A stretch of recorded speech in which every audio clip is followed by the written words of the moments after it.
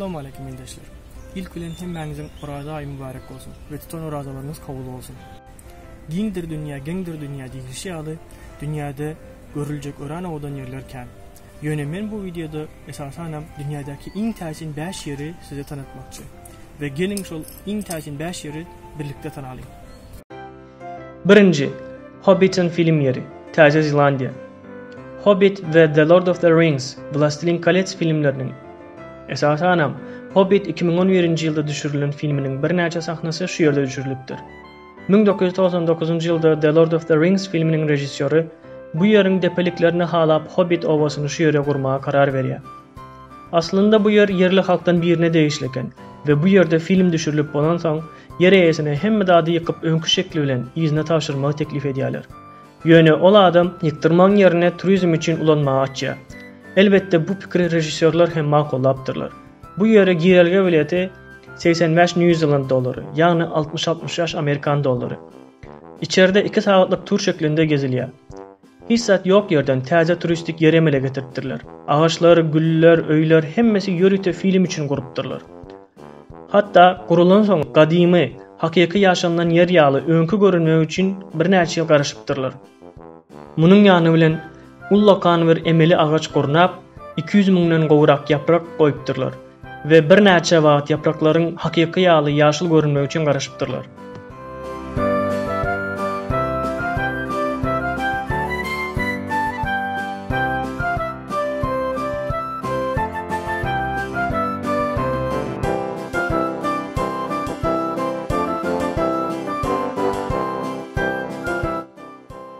Bu meydan 5 hektardan qovrak yerde yerleşip 44 tane hobbit öyü kurulupdur ve kurak mevsimlerde yerdeki yaşlı otların sarılmazlığı için gün sulanıp duruluyor.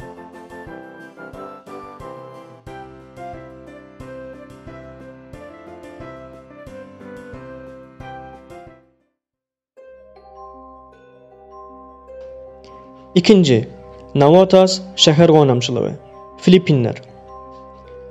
Elbette Filipinler deyilende her kimin hem aklına plajlar, okeanlar, ovadan şarlavuklar ve tüy meydançaları gelip biler. Yöne bu yerde Filipinlerin bir başka yüzü hem vardır.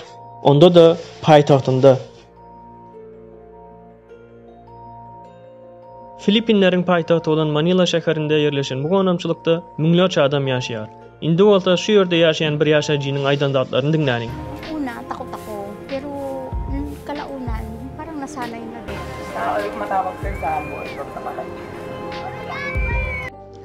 Ölülerden değil de dirilerden korkmalı. Hak aydılan söz. Günümüzde de şuların misalını görmeyesmeysem.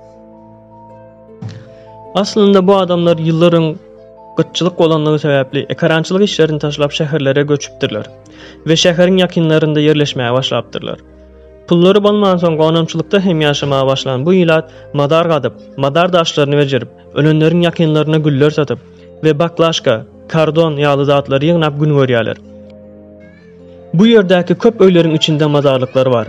Hatta üst üste koyulan madarlıklar hem vardır ve ölün kişinin madarını 4-5 yıldan sonra arastalap, sünklerini çıkarıp yerine başka birini caylayalar. Ve çıkarılan cesedi olsa yak yağlar, ya da zın yağlar. Elbette dünyanın her yerinde bolşayalı bu yerde hem konflikt var. Bayların qonamçılığı bir öy yağlı kuruluyor. Filipinolar ölülerini silap, nehili ovdan edip kursalar, ölülerinin şonçoda bizden radi olup, rahat yatacaktıklarını inanıyorlar. Hatta kavir bayların madarlıkları mavzile yağlı kurulup, içinde tuvalet, banyo ve kuhnaları hem vardır. Bunları şeydip kurmaklıklarının sebebi olsa, adamların ölülerini ziyarete gelenlerinde onlarla belli bir vaat geçirmekleri üçündür.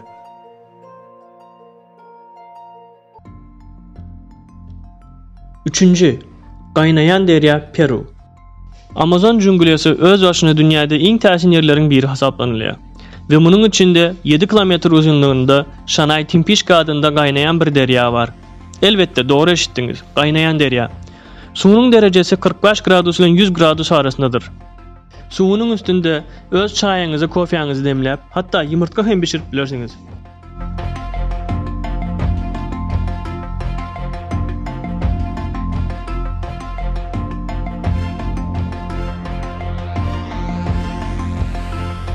Bu yerden çıkan su volkan suyu değildir. Yerin aşağındaky glacier, buzluk gatlygyndan çykýan suw.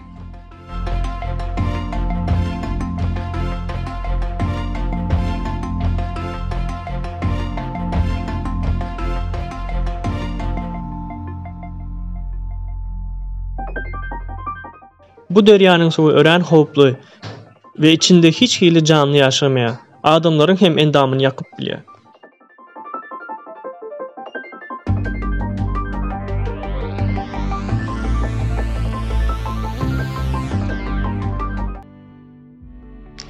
Dördüncü, Citarum deryasy, Indonezya. Indonezyada Java adasynyň iň uzun 3-nji deryasy bolan Citarum dünýäde iň kirli we hapa derya hesaplanylýar. Ynha bu ýer bolsa Java adasyndaky dağlaryň etegi bolan bir köl we Citarum deryasynyň başlayan ýeri.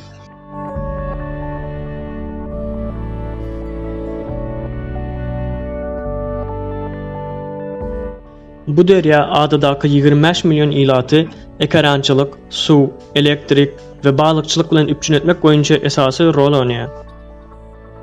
Bu deryanyň dünýädäki iň kirli derya hesaplanmasyna sebäp bolan derya zyňylan musorlar we deryanyň arasyndaky tekstil fabrikalardan çykan boýaglar we elbetde himikatlar. Kadang-kadang kalau nggak keras begini itu kena kulitnya kalau dipakai begini.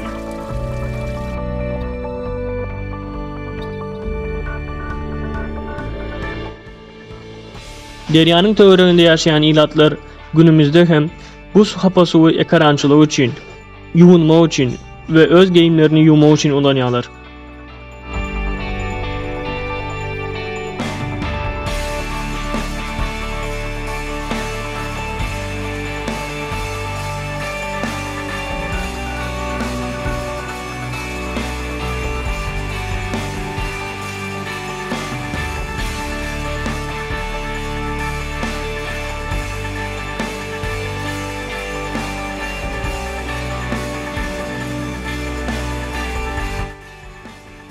Öz halkynyň pikirlenmeksizin derya zyňan musorlary we fabrikalardan çykýan himikat boýaglar bu deryany nähili hapalaýandygyny görýärsiňiz. Şoň üçin hem biderek ýere diýilmändir, suw ýaşaýyşdyr. Suwumuzy goralyň, ýaşalyň.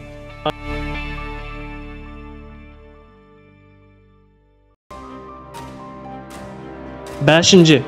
Catatumbo ýyldyrmy, Venezuela. Catatumbo ýyldyrmy Venezuelanyň Maracaibo kölüne ýylda ortaça 300 gün boýunça düşýär. Ýagny 300 giýje bu ýyldyrmy görmek mümkin. Hatta 400 kilometr uzaklykdan hem bu ýyldyrmy aňsatlyk bilen görünýän eken. Günümizde hem yerli käbir balykçylar bu ýyldyrmy navigasiýa hökmünde ulanýarlar. Bu ýyldyrym 1 minutda ortaça 40-45 gezek çakýar. Ve şu ateşli yıldırımın en köp çakan vaati bir gecede durman 7 saat boyunca çakmasıdır. Elbette bu yer käbir adamlar için gaty korkunç bir yer bolup biler. Ýöne ýylda müňlerçe turist şu ýola görmäge gidýär. Bu yıldırım dünýäde never ending ýa-da everlasting, hiç durmajak ýa-da hemişelik dowam edejek yıldırım diýip tanalýar.